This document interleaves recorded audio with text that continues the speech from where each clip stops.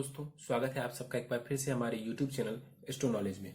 दोस्तों, आज के इस वीडियो में हम एक 17 वर्षीय युवती की कुंडली का विश्लेषण करने जा रहे हैं, जिनके पिताजी ने मुझे इनके बर्थ डिटेल्स शेयर की हैं और एस्ट्रोलॉजी के माध्यम से ये इनके जीवन से जुड़े हुए कुछ प्रश्नों के उत्तर जानना चाहते हैं और साथ ही साथ चाहते हैं कि मैं इनकी कुंडली का पूर्ण विश्लेषण करूं।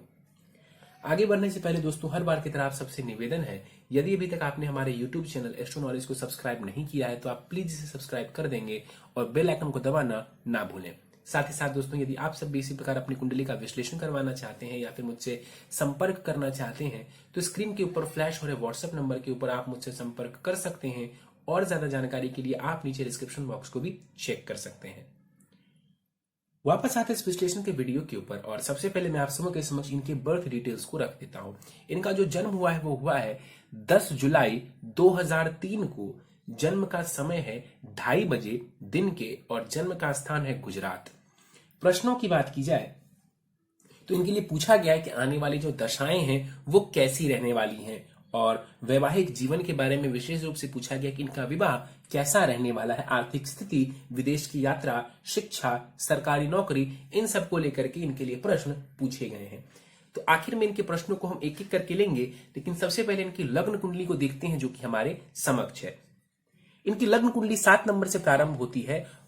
7 नंबर यानी तुला लग्न की कुंडली बन जाती है और चंद्रमा देव देखें तो वृश्चिक राशि में जाकर के विराजमान है। यानी इस जातिका की कुंडली बन जाती है तुला लग्न और वृश्चिक राशि की।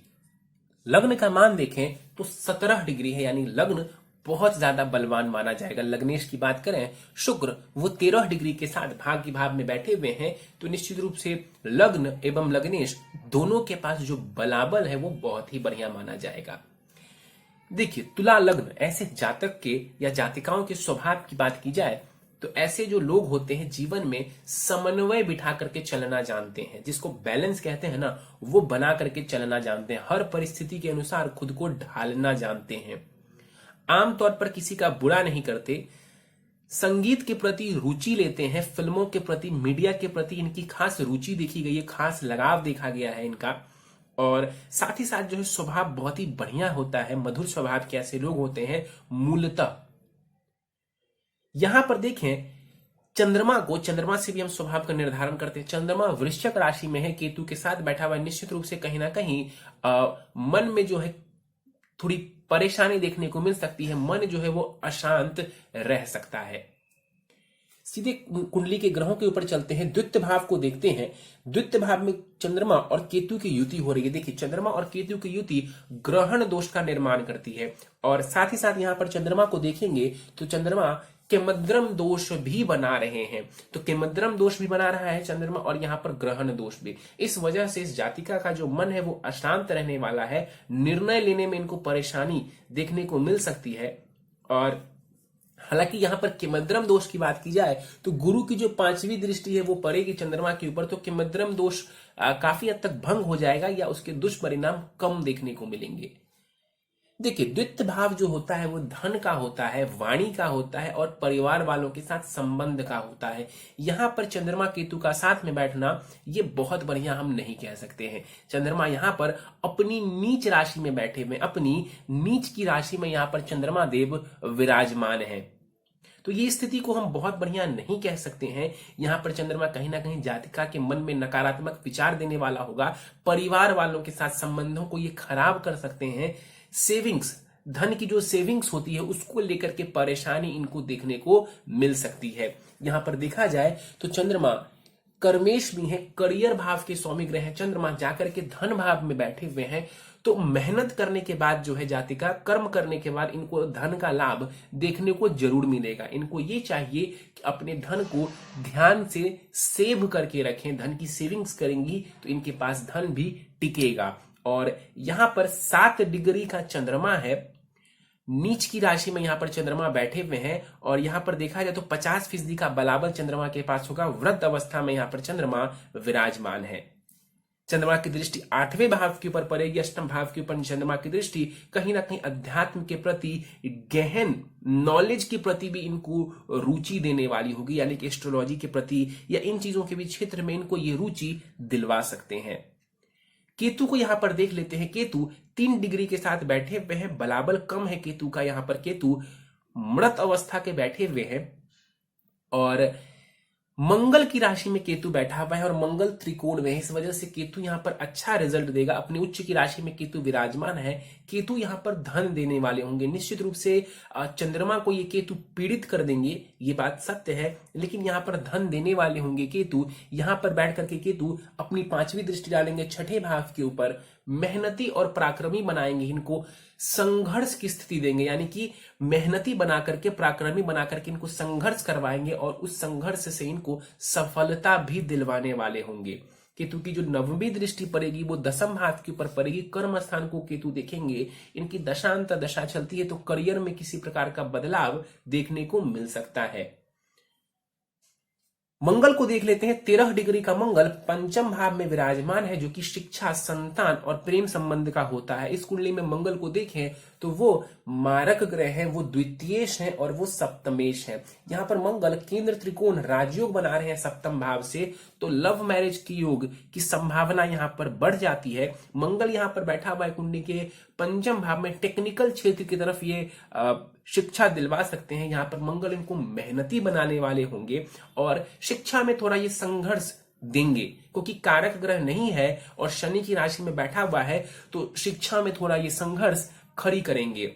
मंगल की दृष्टियों की बात करें तो मंगल की दृष्टि पड़ेगी कुंडली के 8वें भाव के ऊपर। मंगल की दशा में स्वास्थ्य का ध्यान रखेंगी और साथ ही साथ जो है अचानक से हो सकता है कि ये मंगल थोड़ी परेशानी खड़ी करें, तो अपने स्वास्थ्य का विशेष रूप से आपको ध्यान रखने की आवश्यकता है। मंगल की दृष्टि लाभ स्थान के ऊपर जाएगी। मेहनत के माध्यम से आप धन का लाभ अर्जित कर सकती हैं और मंगल की दृष्टि 12वें भाव के ऊपर धन का व्यय करवाने वाली होगी। मंगल 13 डिग्री के साथ युवावस्था में बैठा हुआ। राहु को देख लेते हैं। राहु कुंडली के 8वें भाव में उच्च की राशि में 8म भाव में बैठा हुआ है और यहां पर मृत अवस्था का ये राहु विराजमान है।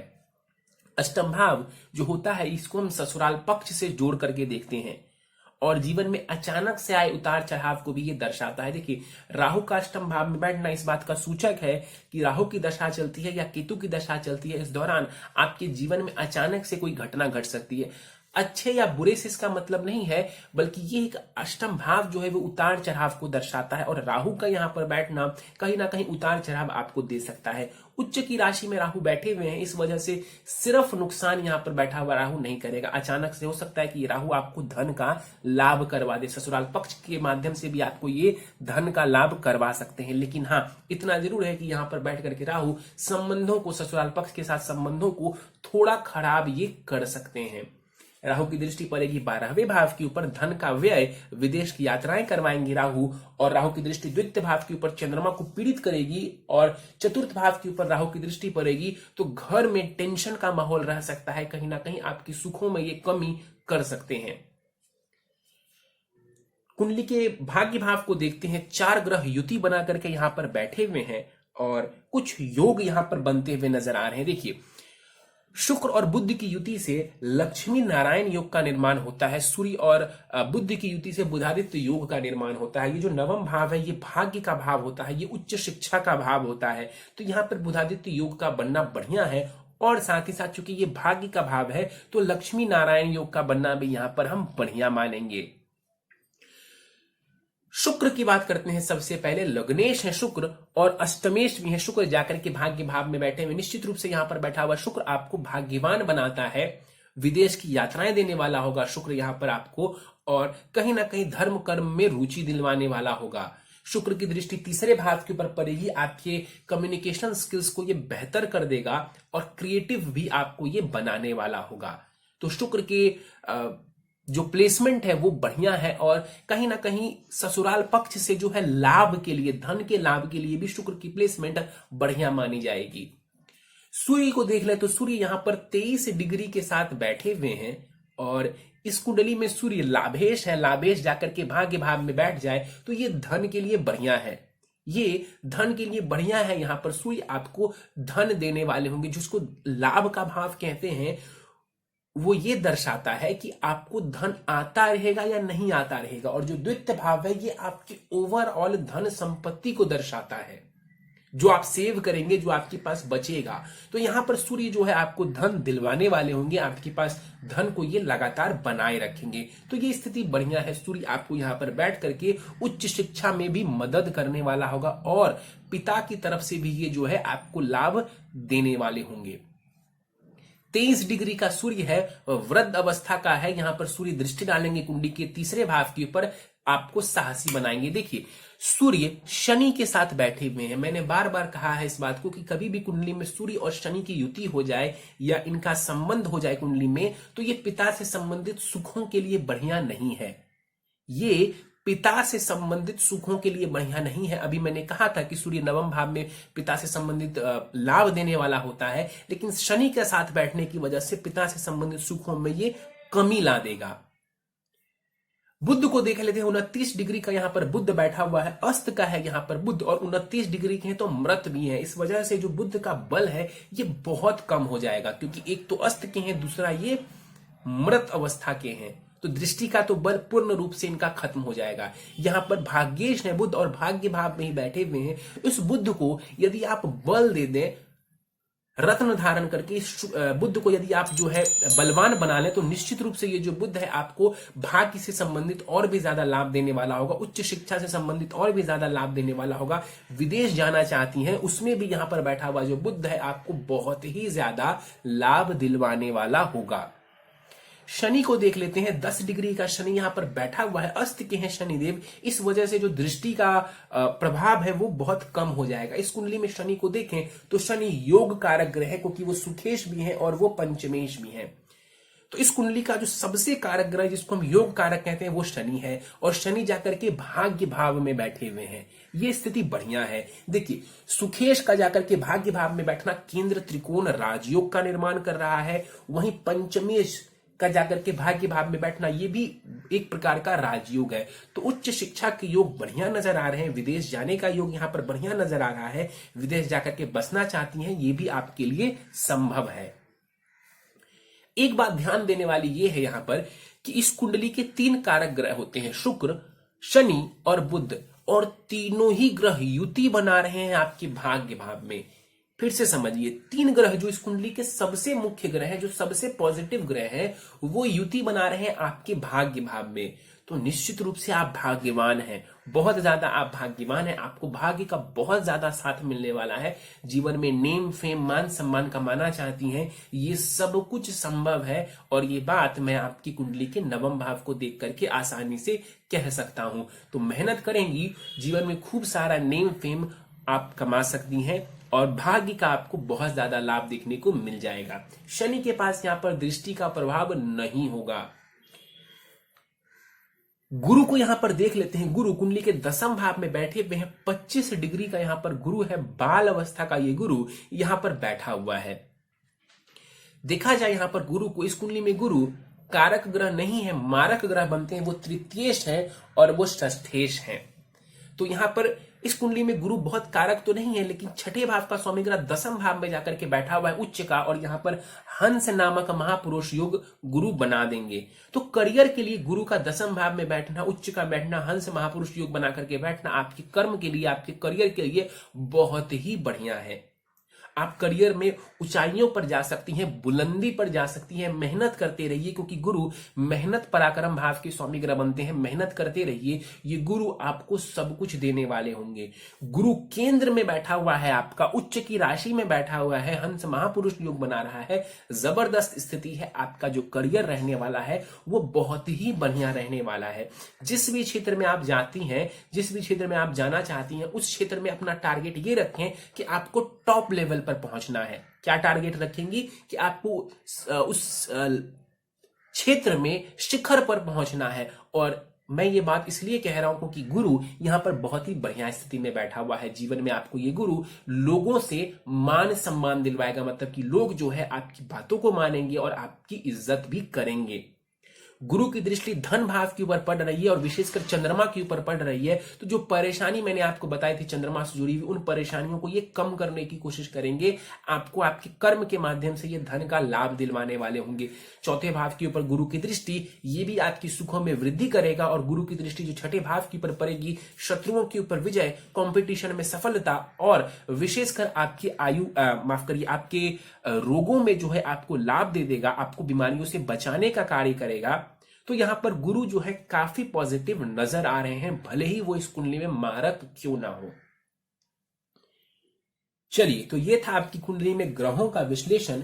और आपके ऊपर मैं एक बात बता दूं कि आपके ऊपर साढ़े साथी खत्म हुई है, आपको साढ़े साथी चल रही थी क्योंकि आप वृश्चिक राशि की हैं। तो इसी वर्ष जनवरी में आपके ऊपर से साढ़े साथी खत्म हुई है। तो निश्चित रूप से पिछला जो कुछ 7-7.5 साल का समय रहा होगा वो आपके लिए बढ़िया नहीं रहा होगा, क्योंकि ऑलरेडी आपका चंद्रमा यहां पर नीच की राशि में बैठा हुआ है और ग्रहण दोष बना रहा है। इस कुंडली का यदि सबसे वीक पॉइंट देखा जाए तो वो है चंद्रमा।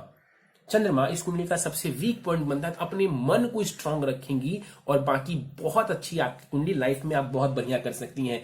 दशाओं के ऊपर हम बात कर लेते हैं। बुध की महादशा आपको चल रही है जो कि 15 सितंबर 2033 तक रहने वाली है। बुध भाग्येश है, भाग्येश की महादशा चल रही है। जबरदस्त समय है आपके लिए, इस समय का आपको लाभ उठाना चाहिए। बुध की महादशा में शुक्र की अंतर्दशा चल रही है जो कि 8 दिसंबर 2022 तक रहने वाली है। गोल्डन पीरियड चल रहा है आपका, पूरा लाभ उठाएं। प्रश्नों को लेते हैं, आने वाली दशाओं के बारे में जानना चाहते हैं कि पिताजी की आने वाली दशा इनकी जो है बच्ची के लिए कैसी रहने वाली है। देखिए, बुध की दशा बहुत ही बढ़िया है। यहाँ पर जो बुध है ये भाग्येश बनते हैं यहाँ पर, और बुध की दशा में विदेश जाना चाहती है, उच्च शिक्षा की प्राप्ति करना चाहती हैं, शिक्षा को कंप्लीट करना चाहती हैं, धन कमाना चाहती हैं। ये सब कुछ संभव है बुध की दशा में। बुध की दशा के बाद केतु की दशा आएगी। केतु भी इनको धन देने वाला होगा, लेकिन इतना जरूर है कि केतु की दशा में मन थोड़ा परेशान रहेगा, मन थोड़ा परेशान इनका रहेगा। उसके बाद शुक्र की दशा आएगी 20 वर्षों के लिए। केतु की दशा 7 वर्षों के लिए रहेगी, उसके बाद शुक्र की दशा 20 वर्षों के लिए आएगी। तो निश्चित रूप से जो शुक्र की दशा होगी वो इनको बहुत कुछ देने वाली होगी। कहने का मतलब है कि सब कुछ देने वाली होगी, तो कोई परेशानी की बात नहीं है। और केतु की भी जो दशा है वो कोई बहुत खराब नहीं रहने वाली है। यहां पर केतु कोई बहुत खराब स्थिति में नहीं है। थोड़े उतार चढ़ाव ये केतु देगा, थोड़ी टेंशन आपको ये केतु देगा, लेकिन आपका करियर चलता रहेगा, धन आपके लिए आता रहेगा, उसमें कहीं कोई दो राय नहीं है। चंद्रमा को थोड़ा बेहतर कर लेंगी तो वो परेशानी भी जो है आपकी कम हो जाएगी। वैवाहिक जीवन कैसा रहेगा, विवाह के ऊपर बात की जाए तो लव मैरिज का योग यहां पर नजर आ रहे हैं। देखिए, सप्तम भाव के ऊपर हम ग्रहों की बात करें तो किसी भी पापक ग्रह की दृष्टि है ही नहीं, या फिर किसी भी ग्रह की दृष्टि आपके 7वें भाव के ऊपर नहीं है। सप्तमेश मंगल बनते हैं, पंचम भाव में जाकर के बैठे हुए हैं, बढ़िया स्थिति है यहां पर। मैं बार बार कहता हूं कि स्त्री की कुंडली में गुरु का बेहतर होना जरूरी है जब हम विवाह की बात करते हैं। यहां पर आपका शुक्र भी अच्छी स्थिति में है और आपका गुरु बहुत ही अच्छी स्थिति में है, तो आपको जो हस्बैंड मिलेंगे, आपको जो पति मिलेंगे वो बहुत ही बढ़िया मिलेंगे। यहीं पर मैं रोक करके आपको नवमांश कुंडली में भी बताता हूं कि नवमांश कुंडली में जो सप्तम भाव है वो आपका बहुत ही पॉजिटिव है। वहां चंद्रमा बैठे हुए हैं बुध के घर में, और जो बुध है वो स्वग्रही है। तो आपका जो विवाह है वो लग्न कुंडली से भी, नवमांश कुंडली से भी और हर प्रकार से बहुत ही बढ़िया नजर आ रहा है। परेशानी की कोई भी बात नजर नहीं आ रही है। आगे बढ़ते हैं आर्थिक स्थिति के बारे में। देखिए, आपके पास धन आता रहेगा, ये बात गारंटीड है। आपको धन संभालना पड़ेगा और ये आपके ऊपर है। धन संभाल करके रखेंगी तो आपके पास खूब सारा धन होगा। ये मैं बात वैसे ही नहीं कह रहा हूं। देखिए, आपका जो धनेश है वो त्रिकोण में है और धन भाव के ऊपर गुरु की दृष्टि है, और धन भाव में उच्च का केतु बैठा हुआ है। और केतु कैसा परिणाम देगा, तो मंगल की तरह। मंगल कैसा है, तो त्रिकोण में है। तो आपके पास धन तो रहेगा, बस अपने मन को स्टेबल रखें, अपने मन को शांत रखें। खूब सारा धन आपके पास रहने वाला। विदेश की यात्राओं की बात करें, खूब सारी विदेश की यात्राएं नजर आ रही हैं। बहुत सारी विदेश की यात्राएं आपकी कुंडली में बनती हुई नजर आ रही है। कहते हैं कि किस क्षेत्र में शिक्षा प्राप्त करवाई जाए। देखिए, टेक्निकल क्षेत्र में शिक्षा प्राप्त करवा सकते हैं, इसके अलावा बुध की दशा चल रही है तो ये कॉमर्स के क्षेत्र में जा सकती हैं, और इन्होंने बताया भी है कि 12th में इन्होंने कॉमर्स लिया है। तो देखिए, दशा का प्रभाव बहुत ही ज्यादा होता है, और दशा बुध की चल रही है, अभी बुध की दशा लंबी रहने वाली है, तो आपके लिए कॉमर्स का क्षेत्र बढ़िया है। कॉमर्स के क्षेत्र में जाकर के आप सीए वगैरह करने का प्रयास करें, कुछ अच्छा करने का आपको प्रयास करना चाहिए। बैंकिंग सेक्टर में भी आप जाना चाहती हैं, वहां पर भी आपको बहुत ही बढ़िया सफलता मिल जाएगी। गुरु और बुध दोनों ही आपके बलवान हैं। बैंकिंग सेक्टर में जाकर के भी आप बहुत बढ़िया कर सकती हैं। चार्टर्ड अकाउंटेंट आप बन सकती हैं। फाइनेंस मैनेजमेंट का जो एक आपके अंदर नेचुरल खूबी होनी चाहिए कहीं ना कहीं, क्योंकि गुरु आपका बलवान है। चंद्रमा को बेहतर कर लीजिए, चंद्रमा को बेहतर कर लीजिए, स्थिति बहुत बढ़िया हो जाएगी। सरकारी नौकरी के योग जानना चाहते हैं, बिल्कुल सरकारी नौकरी के योग हैं कुंडली में। गुरु दसम भाव में बैठा हुआ है, सरकारी नौकरी के योग हैं, लेकिन मैं यही भी कई बार बोलता हूं कि सरकारी नौकरी के चक्कर में मत बैठे रहें। आप आराम से अच्छा धन कमाएंगी। सरकारी नौकरी कब है, तो अभी समय है इसमें, जब दशा चलेगी गुरु जैसे ग्रह की, शुक्र की, बुध की, शनि की, उस दौरान आपको सरकारी नौकरी लगने के पूरे पूरे चांसेस बन जाएंगे।